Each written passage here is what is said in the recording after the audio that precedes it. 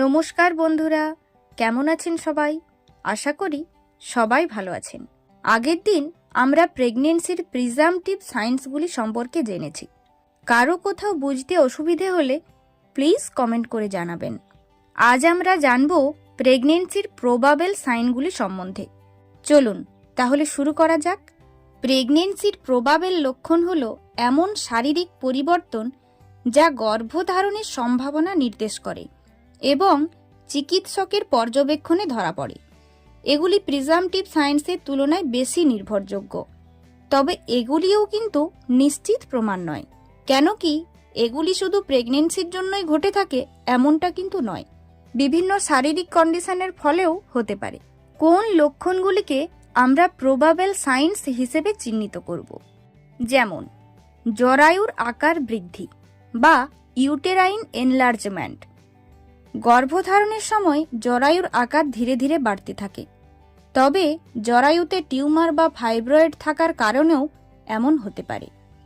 2. Hegar's sign. এক্ষেত্রে জরায়ু নরম হয়ে যায় এবং এর নিচের অংশেও নমনীয়তা পাওয়া যায়। এটি গর্ভাবস্থার একটি অনির্দিষ্ট ইঙ্গিত, যার ফলে সার্ভাইকাল ইস্থমাসের সংকোচন ঘটে থাকে।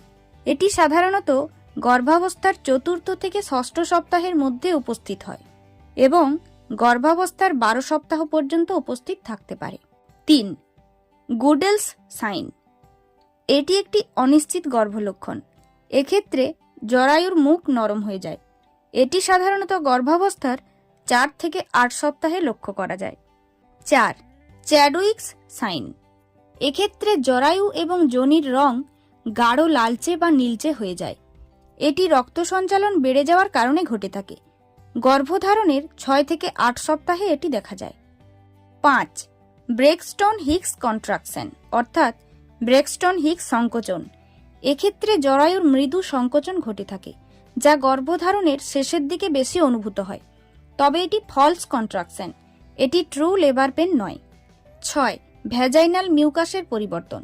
গর্ভধারণের সময় সাদা রঙের ঘন মিউকাস নিঃসরণ হয়। এটি অন্যান্য সংক্রমণের কারণেও হতে পারে। 7. জরায়ুর স্থিতিস্থাপকতা বা ব্যালটমেন্ট। জরায়ুর পরীক্ষা করার সময় ভ্রূণ সরে যায় এবং ফিরে আসে।